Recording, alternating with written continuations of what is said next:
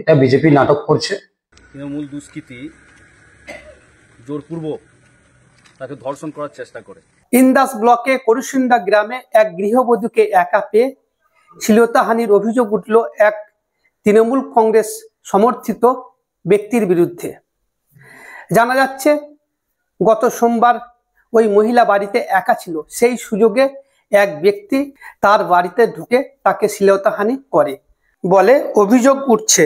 বিজেপির বিধায়ক নির্মল ধারা জানান, ওই অভিযুক্ত ব্যক্তি তিনি তৃণমূল সমর্থিত ব্যক্তি, আর যিনি নির্যাতিতা তিনি বিজেপি সমর্থিত মহিলা। বিজেপির বুথ সভাপতির বৌমা বলে দাবি করলেন ইন্দাস ব্লক তৃণমূল কংগ্রেসের সভাপতি শেখ হামিদ। এদিকে এই ঘটনাকে ঘিরে বিজেপি ও তৃণমূলের মধ্যে ইন্দাস ব্লকে রাজনৈতিক চাপানোত্তর এখন তুঙ্গে। বিজেপি দাবি করছে যে ওই অভিযুক্ত তৃণমূল আশ্রিত দুষ্কৃতী, আর তৃণমূল বলছে ও বিজেপি তৃণমূল কিছুই করে না, ও আমাদের কোনো কর্মী নয়, ও আমাদের কেউ নয়। এছাড়াও ইন্দাস ব্লক তৃণমূল কংগ্রেসের সভাপতি বললেন, ওনারা যে অভিযোগ করছেন যে তাদেরকে থানায় আসতে বাধা দিয়েছে তৃণমূল, এটা সম্পূর্ণ ভিত্তিহীন এবং মিথ্যা। যিনারা নিজের বাড়ি থেকে 100 কিলোমিটার দূরে পুলিশ সুপারের কাছে যেতে পারেন, তারা এই ঘরের পাশে থানায় এসে অভিযোগ করতে পারলো না, এটা সম্পূর্ণ মিথ্যা কথা। তারপরে বিজেপির নেতৃত্বরা তাকে, ওই নির্যাতিতা মহিলাকে ইন্দাস থানায় নিয়ে এসে এফআইআর করে তারপরই সঙ্গে সঙ্গে গ্রেপ্তার করা হয় অভিযুক্ত ওই ব্যক্তিকে। চলুন এই নিয়ে ইন্দাস ব্লক তৃণমূল কংগ্রেসের সভাপতি ও ইন্দাস বিধানসভার বিজেপির এমএলএ নির্মল ধারা কি বললেন শুনুন। এটা বিজেপি নাটক করছে। আমি গতকাল শুনিনি, আজকে শুনলাম ঘটনাটা। একটা পারিবারিক সমস্যা নিয়ে দুটি পরিবারের মধ্যে হয়েছে, সেখানে কেস করবে পুলিশ, আইন মোতাবেক তদন্ত করবে, দেখবে। এখানে তৃণমূল কোনো জায়গায় আসার কোনো কথা নয়। তবে অভিযোগ করলে তো হবে না। একজন থানা আসতে পারলো না, আর 100 কিলোমিটার দূরে সুজিত আগস্তির কাজ চলে যেতে পারলো। এটাও নাটক করছে অভদ্র দল বিজেপি। নারী নিয়ে খেলছে, এর আগেও খেলেছে।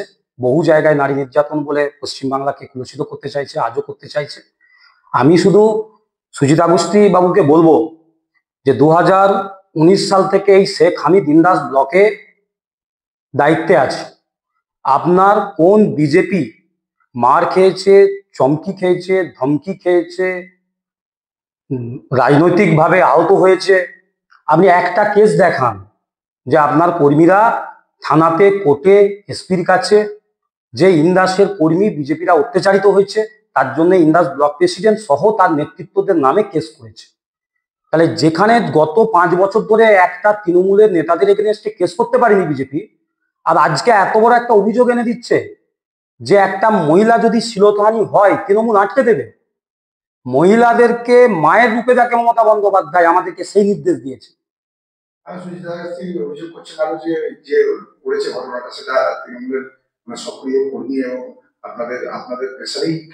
আমি আপনাকে একটা কথা বলি, আমার ওখানে যে 15 থেকে 20 জন মেম্বার আছে, একদম বুথ মেম্বার, তাদের মধ্যে পর্যন্ত নেই। বুথের যে বুথ কমিটি হয় সেখানে যে 15 জন রয়েছে তার মধ্যে পর্যন্ত ওই ছেলেটা নেই। ওই ছেলেটা না তৃণমূল করে না বিজেপি করে। আর যে মেয়েটাকে নিয়ে গেছে সে হচ্ছে একটা বুথ সভাপতির বৌমা। ওখানকার বিজেপির যে বুথ সভাপতি তার খুড়তুতো বৌমা। বিজেপি তার ঘরের মহিলাদেরকে নিয়ে নিজেরা কুরুচিকর মন্তব্যের মধ্য দিয়ে বাংলার মর্যাদা নষ্ট করার চক্রান্ত করছে। এখানে কোনো মতে তৃণমূল জড়িয়ে নেই। আজকে একটা নোংরা রাজনীতি। গত 6 বছর ধরে একটা তৃণমূলের এগেনস্টে কেস করতে পারেনি। সামনে ভোট এসছে, এলাকা কুলসিত করতে হবে, সামনে টিকিট দেওয়ার ব্যাপার আছে।